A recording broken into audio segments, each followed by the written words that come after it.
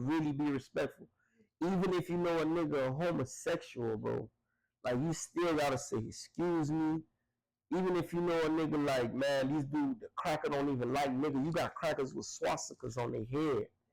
Yeah, walk around with swastikas on their. There's a cracker had a swastika on his head like this. That bitch had the Z.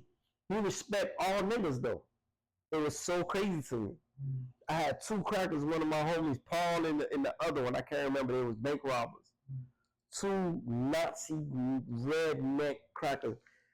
They had tattoos. They had the finger, like we call them, what they call them, full body sleeves, from the fingers, from the head all the way down. And these was my buddies. They didn't have life. They had like 30, 40 years or some shit like that. That's life, bro. Nah, but I'm gonna tell you something. 10 years in the feds is a life sentence. Yeah. I heard Ross say that shit. Yeah, it's real. That's real shit. You got 10 years, it's like, yeah, bitch, you one of the ones that made it. Damn. Yeah. You one of the ones that made it, oh boy. 10 years. So it's like respect, man. Listen, that would have been my downfall, man. And then that dude ended up pulling up on me and talking to me and, you know, telling me about himself. And he didn't, I didn't even know who he was. He still didn't explain who he was. When I was sitting in the unit one day, it was like lunchtime and everybody left. I got in a fight that same day too, bro. But everybody left and I had the TV and I was controlling the TV and I'm watching Discovery. And I seen this nigga. I'm like, what the fuck is this nigga? But I don't know what happened to him. I don't think he was on that compound that much longer. But it taught me respect though. But that would have been an ugly situation right there. You got something to say? Real quick. So when he came and he chopped it up with you, what did he say? So when he came and chopped it up, that's what I was getting at. He just was kind of schooling me onto what prison life is like and how shit could get real ugly. But he wasn't really telling me like, he didn't tell me about himself or nothing, bro. And then I had a celly, not a celly, he was next door to me, Hot Boy. He was a big blood nigga from Hot Boy was from shit, where the fuck he was from? I'll remember in a minute. But Hot Boy was like one of my, like me and him just was real close. And I think that was his homie. But he never talked about like his set. He never like, when he came to talk to me, he talked to me like, little bro. Like, little bro, you gotta like slow down. Cause I'm with the shit too at the end of the day. I'm with all the shit now. But you have to learn how to fight, pick your battles at the end of the day too. Like a lot of them battles can't be won. You know what I'm saying? And I was just fortunate enough and respected enough to be able to be. I'm one of them young niggas they was able to talk to. Cause I'm level-headed at the end of the day too. You know what I'm saying? Even though I was on some bullshit, I'm still level-headed. But I'm still like, I want my respect too. But respect go two ways, and that's what I had to learn too. Yeah. Even though I had it, but it's like, you know, the naiveness, the kid, you know, I'm still a kid at the end of the day. I went to prison. I was 20 turning 21. Damn.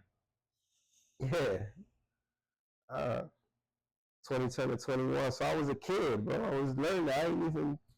A lot of the times when you talking though, it's crazy because I feel like you be reliving what you be saying. Like you could visually, I could see it in your eyes. Because it was right there. That shit is insane, dog. Like when I'm paying attention, I look at people's eyes a lot, dog, because it's like my dad. A lot of times when he talking, they say this about Virgos.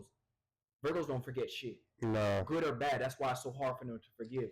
Yeah. You see what I'm saying? Yeah. So I watch his eyes and I'm like, Daddy reliving this shit all over again, dog. Like that's why he got so much anger at me, because he don't know how to. He wasn't taught how to. He probably was never, and he probably never was given the opportunity to let it go. Yeah. Kids like me, like, you know, it's a lot of people. I mean, it's a lot of. When I'm talking about my younger self, it's a lot of kids that was in my position, bro. That today they have all the resources. Back then I didn't have the resources. I lost my mother at a young age. I lost my mother. I was, I think, 13, 14, right? Long live my dude. Yeah, long live my dudes. 13, 14, I lost my grandma around the same time, right? Little grandma. Yeah, having to we was having a funeral for my grandmother when we found out that my mother passed the night before. My mother passed like 3 o'clock, that night. But I say that to say this, it's like a kid that go through that type of shit, right? Grew up in a kind of an abusive home, I'ma say, right? Because my old boy was physically abusive. He one of them drunk niggas that beat on people all day. Grew up in an abusive home, right? Single mother single mother raised me, right? I was going to jail before my mother passed. So you could see how fast paced my life was. Everything was right in front of me. This is why I be feeling like sometimes nigga be living in dog years, because I could see it like it was right in front of me. Like I just lived it. You know what I'm saying? It's crazy, but your memory good, dog. Your memory so it's not. I think but I think that's too. But it just feels like those moments were so pivotal and so big and so impactful that. Like, how could you forget? How could you? You know what I'm saying? Because I never, like you say with your dad, I never got never got therapy. Never was able to sit down with somebody and talk to them about it. I never had to tell somebody about the traumatic experiences, what I could have did. I ain't never had the counselor. You know, the counselors in our juvenile programs was getting paid to show up, give your ass a phone call, and send you on your way. Damn, dog. It wasn't there to talk to you about, or they give you little questionnaires, 1, 2, or 3, how are you feeling? They don't talk about it. They don't say, hey, what you've been through. Like now, I feel like now a lot of kids get that. You know what I'm saying? But I feel like the mothers and the fathers that's raising the kids are a lot more younger and a lot more hip. So the structure ain't there. So they're not getting the help. They're not getting the help that they need. Because we grew up under structure. That's why I think I was able to navigate through it, because I had the strong Caribbean background. That's why I'm able to be strong and go through it. But I don't feel like a lot of young niggas that was in my position, they probably smoking crack on some other shit right now because of what they went through. You know what I'm saying? Not being able to manage. Yeah, because you gotta understand, you get thrown in the lion's den, bro, at that age. You know what I'm saying? Because I was going to juvenile from probably about 11 years old. 11, 12. I never seen a full year out without going to juvenile. I was going to juvenile back and forth from 11 till I went to juvenile prison. So in all that whole time, I went through all these traumatic experiences, losing my mother, losing my grandmother, losing my best friend while I was in jail. He got killed. You know what I'm saying? Oh, rest in peace. Yeah. Rest in peace. So this right after I went to jail, right after I lost my mother, and I was in jail while I lost my best friend. So you sitting here going through all this shit and nobody's there to comfort or be there for you. There's no family member that could be like, you could talk to and say, hey, damn, boy, I just lost E. There was nobody there. There was nobody there to talk to say, oh, I talk about my old girl. Different shit like that. We'll talk about my old boy. Different shit like that. There was nobody there, bro. Yeah, I had to learn how to. First, I suppressed it, right? And I think a lot of it came out through, like I say, my life experiences, getting in trouble and going through shit like that. But I suppressed a lot of it. I had to, because you don't have time to be sensitive when you're in a lion's den. You don't got time to be sensitive when you have to handle responsibilities. And your little sister, you know what I'm saying? Like my little sister, that was my priority. Food, shelter, and making sure we got money. So I don't have time to grieve. I ain't have time for none of that shit. You know what I'm saying? So, and I think like a lot of kids, like a lot of people today, that's why I like to share my story too, because I want kids to realize how grateful they need to be. You know what I'm saying? For the people that like my dog that got a youth academy, man. Hassan Real. no use left behind or use left behind or something like that.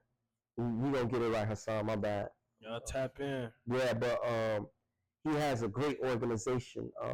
We talk to the kids, and I was sitting up there talking to the kids, and I'm watching them watching me. They looking at me. They looking at me in the eyes, bro. And I could tell they understand. You know what I'm saying? They're like, damn, why the fuck this nigga made it? Like, and I'm telling them the same story. And I'm trying to help them understand, like, nigga, nigga, ain't nobody was coming to talk to us like this. They was trying to take us to scare straight. Take us through prison. They was showing us what we gonna be like. They wasn't helping us doing that stupid shit. You was showing me what I'm gonna be like. You wasn't helping me trying to have a big grown ass man yell at me. For what? That's not showing me shit. If I'm going through traumatic experiences and I lost my mama, I need therapy. I need love. I need help. I don't need for a bitch to be screaming at me. You know what I'm saying? That's the type of shit that kids my era was going through, bro. And a lot of them were fucked up. Like, a lot of them was fucked up. So kids today need to learn that. Like, and I'm looking at them like, y'all have so much opportunity, so much grace. You get what I'm saying? And having a roof over your head isn't enough. I think that was one of the things that I was so grateful for. It was just having a roof over my head and being able to eat. I always had that with no problem, bro. So I don't feel like I lost it any way. None. I always had a roof over my head. I always had something to eat.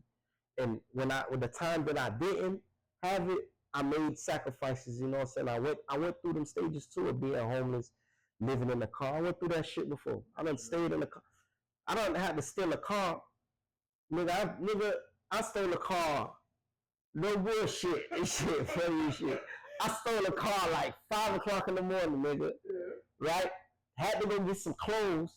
So I parked the car. Police then took the car, so I'm coming back with the clothes. Police then took the car. So I gotta put that clothes in the bushes and then steal another car. This is like around 9, 10 in the morning. Yeah. I gotta go steal another car so I can go park it somewhere else. So I could, you know what I'm saying, parlay. You know what I'm saying? No, not this one. This is the second version of this one. This was the beginning. Yeah, bro. That shit happened to me. So you coming back? I'm mad as hell. You coming back? Also, I'm like, I already bust this drug. I parked the car and I stole it. Boom. I hit it. Stole it. I stole it. Boom. Parked the car. Right. So I'm like, damn. I parked the car, but I gotta go. I don't want to drive it around the block to where I gotta go at because you know I'm a risk getting pulled over. Yeah. So I'm gonna use the same car. I'm gonna go breaking me some houses. This is how I'm living. Yeah, I'm gonna go do some dumb shit. I'm gonna go because I gotta make some bread for the next day. This is how I'm living every day. Yeah. So I'm like, shit. I'm like, shit. I gotta go get the clothes and shit. So I'm like, let me walk around there to my homeboy crib. He had some clothes at his house for me. So I'm like, let me walk around there, go get my shit. So I walk around there, go get the shit. I'm coming back. 9, I took the car. I done took so long because it was like 5, 6 in the morning. I done took so long. They done took the car, everything. Ain't nothing there. I'm like, damn, police done took the fucking car. Because I see them. They was parked the cars too. I'm like, fuck, I gotta go find me another one. I ain't even mad. I done stashed the shit in the bushes. Went to the dollar store, stole me a scissor because my scissors was in the car that I stole the car with. Went to the dollar store, stole me some scissors, and went and got another car.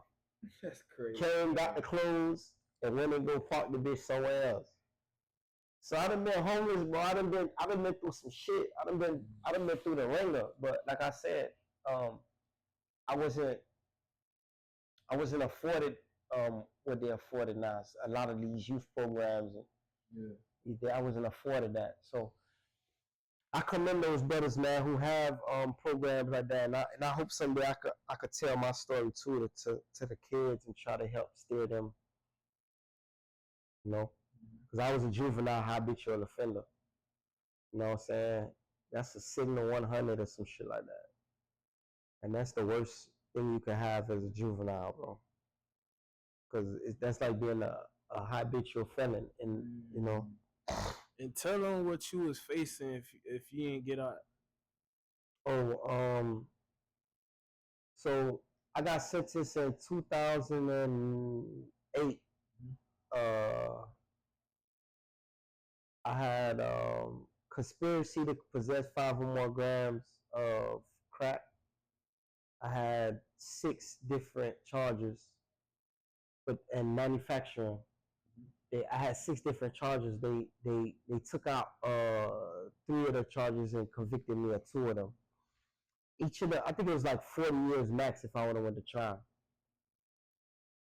I had somebody telling on me. I had a couple of people telling on me. But I end up pleading out to, I took a plea for 15 years. 15 years and 8 months. And the way the federal system works is because of my background. So if I didn't have my background, I would have got 5 years.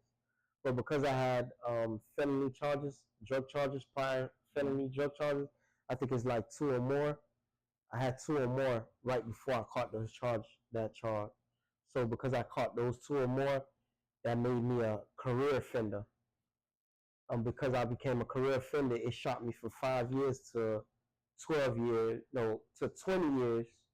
And then the judge gave me 15 years and 8 months.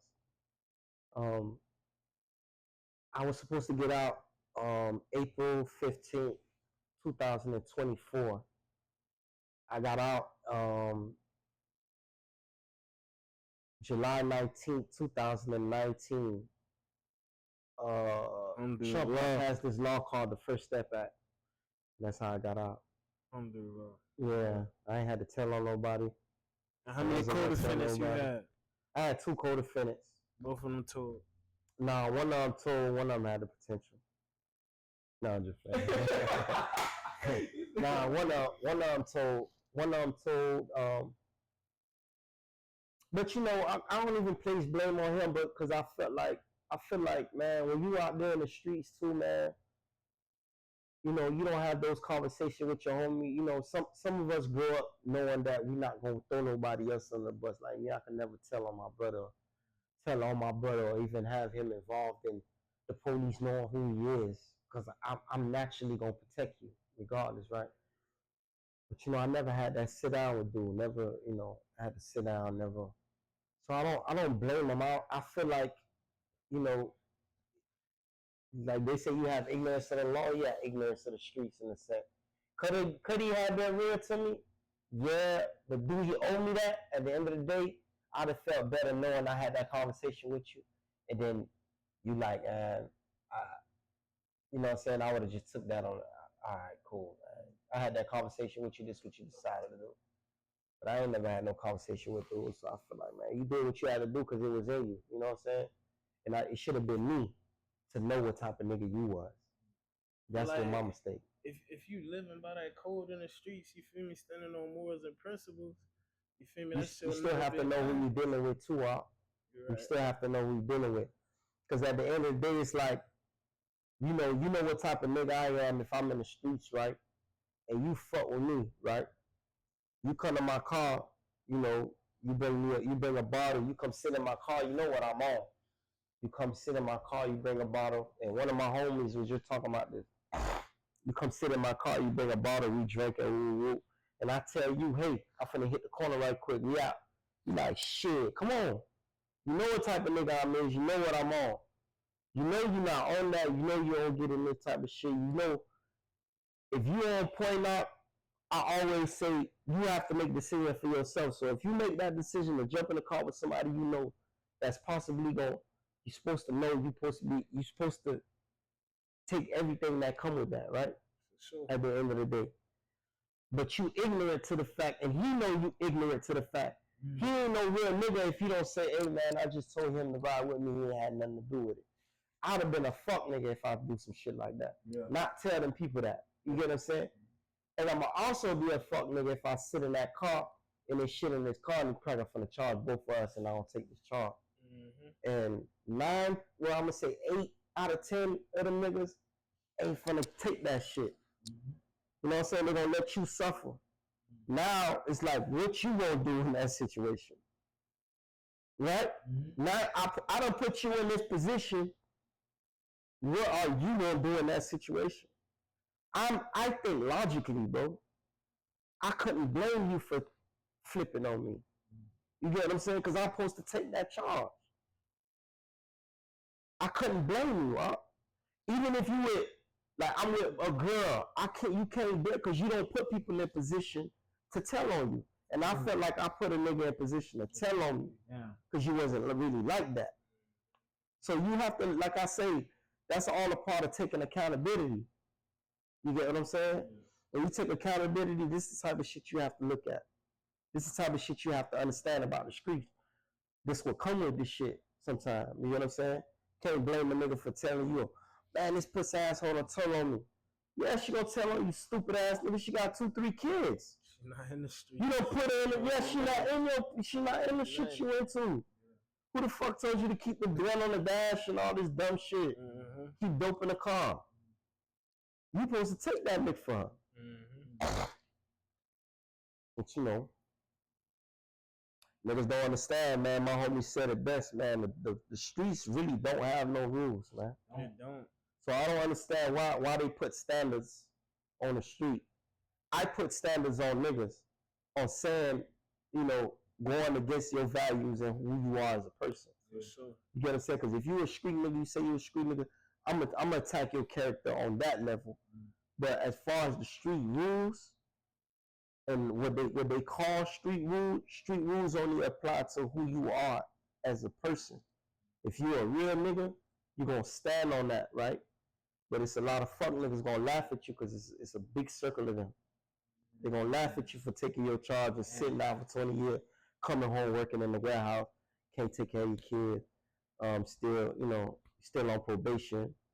Like, niggas gonna laugh at you. There's nothing real about being real but your motherfucking self. That's it. That's who matters. You can't be real to the streets. The streets ain't real to themselves.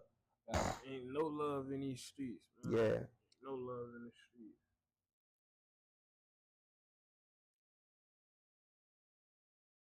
It's crazy that you even say that shit because I never believed in that shit. Like, growing up, niggas always be like, "Oh, Dick, you a nerd?" This and that. I was like, "Bitch, I'm free."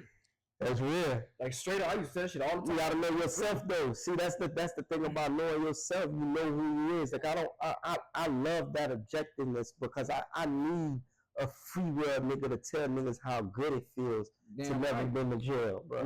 Because I don't know why. Dog, I peep shit so fast, dog. Like, I'm watching niggas do certain shit. Like, I think I told y'all this last time, dog. It was on some shit where I had a homeboy come to school. I'm watching this nigga. He got a charger. How the fuck you got a charger in 9th grade? This nigga never wear the same clothes twice. Never, dog. Fresh as fuck. That time they had like a Nietzsche. Like, this different type of clothes, dog. Like, back in the day, how niggas used to wear that shit. And he had that shit on, dog. He really had that shit on.